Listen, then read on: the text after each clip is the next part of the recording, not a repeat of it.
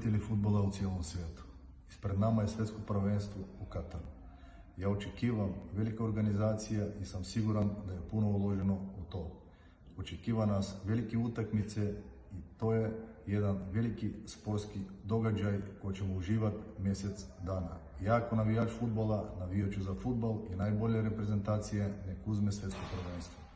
I na kraju hoću da pozovem svi Bosanci da gledaju svjetsko prvenstvo. Veliki pozdrav!